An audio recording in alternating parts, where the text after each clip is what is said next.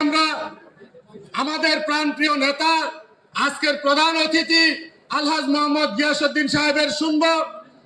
আমি শুধু একটা কথাই বলবো, আমরা যেভাবে দেশটাকে স্বাধীন করেছি আমাদের দলীয় নেতাকর্মীর রক্তের বিনিময়ে, ছাত্র জনতার রক্তের বিনিময়ে যে স্বাধীনতা অর্জন করেছি সেই স্বাধীনতাকে আমরা ব্যাহত হতে দিব না, এই আশা ব্যক্ত করে আমি আমার বক্তব্য শেষ করছি।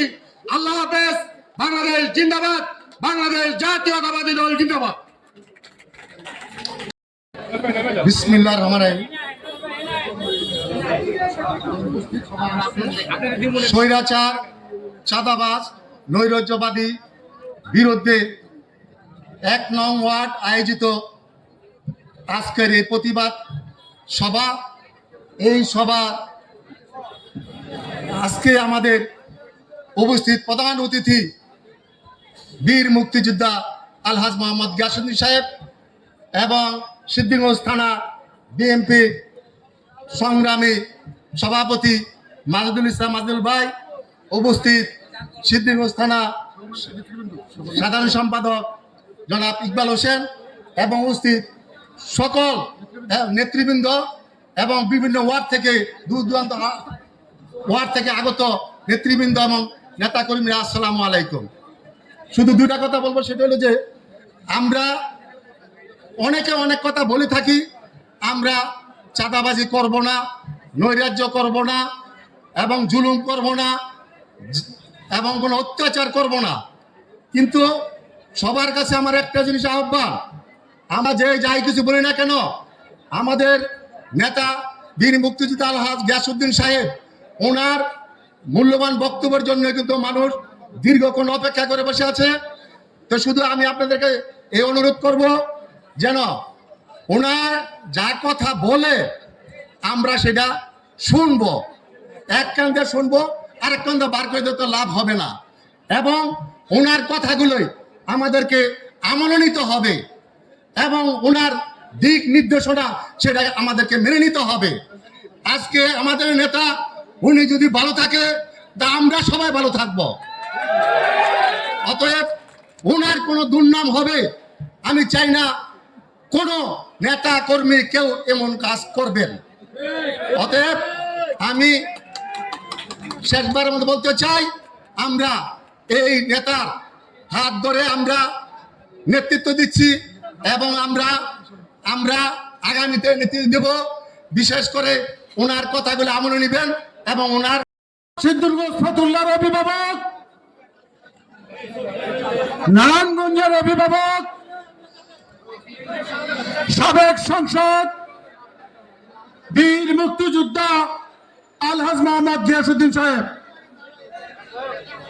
আজকে জনসভার সভাপতিত্ব করবেন সাবেক ভারপ্রাপ্ত চেয়ারম্যান ১ নং ওয়ার্ড বিএনপির সম্মানিত সভাপতি জনাব রোশন আলী রোশন সাহেব। আরো উপস্থিত আছেন সিদ্ধুস থানার বিএনপির সহসভাপতি জনাব আব্দুল্লাহ মামুন। আরো উপস্থিত আছেন অন্যান্য নেতৃবৃন্দ। আসসালামু আলাইকুম। আমি বক্তব্য দীর্ঘায়িত করব না। আমাদের প্রাণপ্রিয় নেতা, আমাদের অভিভাবক এখানে উপস্থিত আছেন, আমরা তার মূল্যবান বক্তব্য শুনব। তিনি আমাদের অভিভাবক, তিনি দীর্ঘ প্রায় 40-45 বছর রাজনীতি করেন এই নারায়ণগঞ্জের মাটিতে।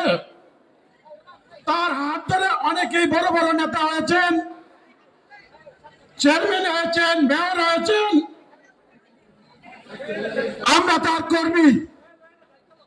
আমরা শুধু একটি বলতে চাই, আমি কি করেছি সেটা বড় কথা নয়। বিগত আন্দোলন সংগ্রামে আমাদের পাশে কারা ছিল তাদেরকে নিয়ে আমি কিছু বলতে চাই। যারা 14টি বছর আপনার এবং আমার পাশে ছিল, আমাদের পাশে ছিল, তাদেরকে আমরা মূল্যায়ন করব।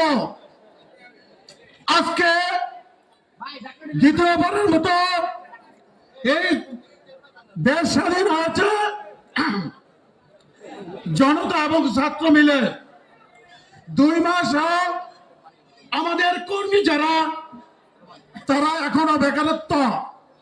আমি বিশেষভাবে অনুরোধ করব এই সিদ্ধিরগঞ্জ থানায় 10টি ওয়ার্ডে যারা আমাদের খাঁটি কর্মী আছে তাদের জন্য একটি ব্যবস্থা করা।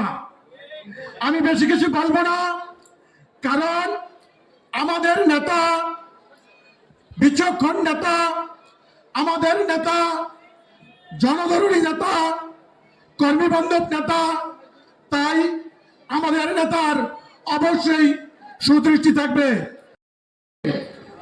যার দ্বারা এই পৃথিবীর আলো দেখেছি, জন্মদাতা পিতা আপনারা জানেন আব্দুল বারেক মেম্বার সাহেব মৃত্যুবরণ করেছেন। তার জানাজাটাও ঠিক মতো দিতে পারি নাই। 7-7টি গাড়ি সেদিন বিভিন্ন মোড়ে আমাকে গ্রেপ্তার করার জন্য তারা উৎপত্তি ছিল। এই এলাকার মানুষ, আমার বন্ধু মহল আমাকে ব্যারিকেড দিয়ে সেদিন জানাজায় অংশগ্রহণ করেছে। সবার শেষে অত্যন্ত গোপনে আমি গিয়ে আমার বাবার কবরে 2টি মাটি দিয়েছি। এই এলাকার অনেক মুরব্বী মারা গেছে, বিভিন্ন এই থানা জেলায় বিভিন্ন আমাদের অত্যন্ত কাছের লোকজন মারা গেছে। আমার শ্রদ্ধেয় শিক্ষক আলহাজ মোহাম্মদ গিয়াসউদ্দিন এবং আমরা সেই জানাজায় অংশগ্রহণ করতে পারি নাই। আজকে পরম করুণাময় আল্লাহ তাআলার দরবারে শুকরিয়া আদায় করছি, মুক্তভাবে আপনাদের সামনে এসে উপস্থিত হয়েছি। যেদিন দেশ স্বাধীন হয় 5 তারিখে, পুনরায় আমি 6 তারিখে দেশের বাইরে যাই। দেশের মধ্যে আমি গত পরশু দিন এসেছি। আমি আমার বক্তব্য আর দিব না। আপনাদের সবাইকে ধন্যবাদ জানিয়ে আমি আমার বক্তব্য এখানেই শেষ করছি। আল্লাহ হাফেজ। বাংলাদেশ।